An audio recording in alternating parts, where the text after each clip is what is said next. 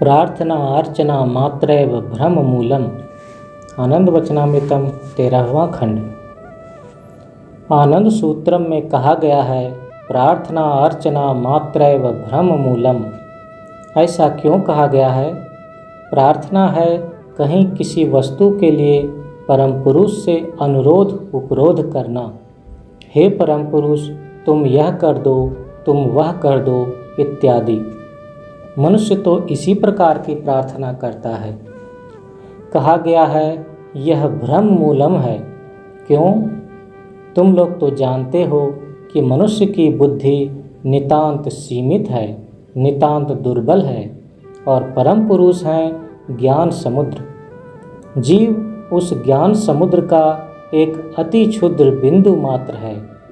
इसलिए तुम्हारे लिए जो अच्छा है, जो कल्याणकर है, जो तुम्हारे लिए सबसे अधिक प्रयोजनीय है, परम पुरुष तुमसे अधिक उसको जानते हैं। उनके सामने तुम एक नन्हे शिशु से अधिक कुछ भी नहीं हो। और नन्हे शिशु का किस चीज़ का प्रयोजन है, यह उसकी माँ ही अधिक अच्छा जानती है। शिशु की तो कुछ जानने की बात ही नहीं है। शिशु को वहाँ पर निर्भर करना उचित नहीं है क्या? किसी प्रकार का प्रयोजन होने पर शिशु क्या करता है? वह तो केवल रोना जानता है, रो उठता है। या उसे भूख लगी है या उसको प्यास लगी है, यह सब तो माँ ही अच्छी तरह से समझती है। शिशु को तो यह सब जानने की ज़रूरत नहीं है, ऐसा कि वह अपने प्रयोजन को व्यक्त भी नहीं कर सकता। वह केवल रो सकता है। इसलिए तुम भी अपनी प्रार्थना द्वारा तुम्हारी जो असल चाहत हो सकता है कि तुम उसे अच्छी तरह व्यक्त नहीं भी कर सकते हो, यहाँ तक कि तुम्हारी अपनी इच्छा की मांग क्या है उसे भी जानते नहीं हो। इसीलिए मैंने कहा है, प्रार्थना अर्चना मात्रैव ब्रह्म मूलम। तुम केवल एक ही बात कह सकते हो, हे परम पुरुष, मैं केवल तुमको ही चाहता हूँ। अथवा यह भी कह सकते हो, हे परम पुरुष, तुम हमारी बुद्धि को कल्याण के पथ में, शुभ पथ में अथवा परम चरितार्थता के पथ पर ले चलो। बस इतना ही कह सकते हो। वेद में कहा गया है, या एको वर्णो बहुधा शक्ति योगाद वर्णान्यकान् निहितार्थो दधाति विचैति चान्ते विश्वमादो स एव स नो बुद्धिया शुभया संयुनक्तु। परम पुरुष हैं सब प्रकार के बंधन के बाहर, वर्ण वैचित्रमय बहुधा लीलायित सृष्टि के सृष्टा। वे स्वयं अवर्ण हैं जो इस वर्णमय विश्व के सृष्टि करता हैं। वे हैं सब कुछ के प्रारंभिक बिंदु, समस्त गतियों की परागति।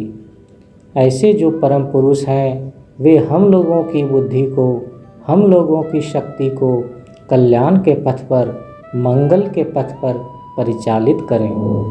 वेद के सवित्री ऋक्, जो साधारणतः गायत्री मंत्र के नाम से परिचित है, में कहा गया है, ओम भूर्भुवः स्वः ओम तत्सवितुर्वरेण्यं भर्गो देवस्य धीमहि धियो यो नः प्रचोदयात्। ओम।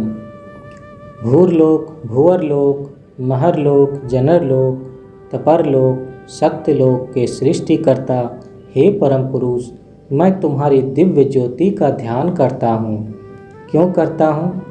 जिससे तुम हम लोगों की बुद्धि को कल्याण के पथ पर, शुभ के पथ पर परिचालित करो। मनुष्य की बुद्धि जब शुभ पथ पर परिचालित होती है, तब मनुष्य महत हो जाता है, और मनुष्य की बुद्धि विपथगामी होने पर मनुष्य असत हो जाता है। इसीलिए हम लोग सगुण या भर्गोदेव या दिव्य ज्योति का ध्यान करते हैं। हम लोग परम पुरुष के निकट एकमात्र इस शुभ बुद्धि के लिए प्रार्थना कर सकते हैं, अन्य कुछ के लिए नहीं। मनुष्य की बुद्धि सही रास्ते पर परिचालित होने पर मानव सत्ता देव भाव से उद्भासित हो उठती है, दिव्य ज्योति से झलमला उठती है। मानव जीवन की यही चरम चरितार्थता मानव अस्तित्व की चरम सार्थकता है। श्री श्री आनंद मूर्ति, 19 जुलाई 1979, विशाखापत्तनम।